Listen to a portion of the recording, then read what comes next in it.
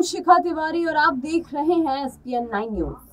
अखिलेश यादव ने एक बार फिर से नया फैसला ले लिया है। कैराना सीट से इस नए उम्मीदवार को उतारने के फैसले के बाद अब ये चेहरा लगातार चर्चा में है। दरअसल मंगलवार को ही सपा प्रमुख अखिलेश यादव ने कैराना सीट से इस उम्मीदवार का नाम घोषित किया। सपा द्वारा यूपी की एक एक सीट पर खूब मंथन व सियासी समीकरण समझने के बाद ही उम्मीदवारों के नाम घोषित किए जा रहे हैं। वहीं अखिलेश यादव ने कैराना सीट पर इकरा हसन को टिकट देने से पहले गणित बिठाया। आइए आपको बताते हैं कि कैराना लोकसभा सीट पर सियासी समीकरण और इकरा हसन के बारे में कुछ खास बात। दरअसल इकरा हसन पूर्व सांसद तबस्सुम हसन की बेटी हैं। इकरा हसन के बड़े भाई नाहिद हसन वर्तमान में सपा के कैराना विधानसभा से विधायक हैं।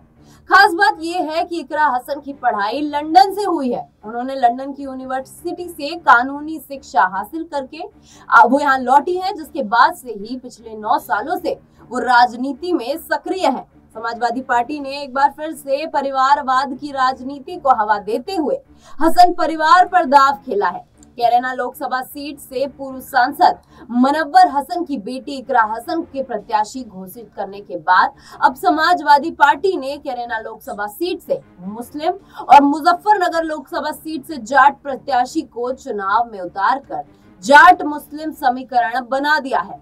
इकरा के टिकट के बाद ही कैराना लोकसभा सीट पर नए समीकरण अब बनते हुए नजर आ रहे हैं। वहीं पार्टी के कैराना लोकसभा सीट से इकरा हसन को प्रत्याशी बनाने के बाद अब भाजपा और बसपा साथ ही सपा में इस सीट को लेकर कांटे की टक्कर बन गई है।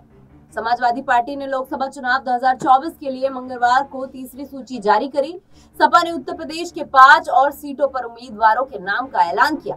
टिकट घोषित करने से पहले सपा प्रमुख और पूर्व सीएम अखिलेश यादव मुजफ्फरनगर और कैराना लोकसभा सीटों में दावेदारी से बातचीत कर चुनावी रणनीति की चर्चा कर चुके हैं। वर्तमान में इकरा हसन सपा से कैराना लोकसभा सीट की प्रभारी है। वहीं आपको बता दें कि इकरा पूर्व सांसद रहे चौधरी अख्तर हसन की पौत्री और पूर्व सांसद रहे मुनव्वर हसन और तबस्सुम हसन की बेटी है और मौजूदा कैराना विधायक नाहिद हसन की बहन है।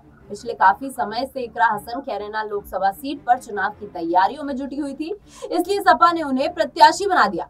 वहीं आपको बता दें कि कैराना लोकसभा चुनाव के लिए सपा की प्रत्याशी घोषित होने के बाद से ही इकरा का एक बयान सामने आया। उन्होंने कहा कि अभी चुनावी संपर्क कर रही थी, 1-2 दिन में चुनाव प्रचार अभियान भी वो शुरू कर देंगी। उन्होंने कहा कि उनके परिवार का पहला चुनाव ये नहीं है, मजबूती से वो लोकसभा चुनाव लड़ेंगे। चुनाव जीतना उनकी पहली प्राथमिकता होगी।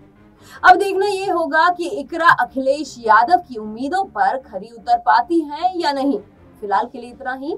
देश दुनिया की तमाम खबरों के लिए देखते रहिए SPN 9 न्यूज।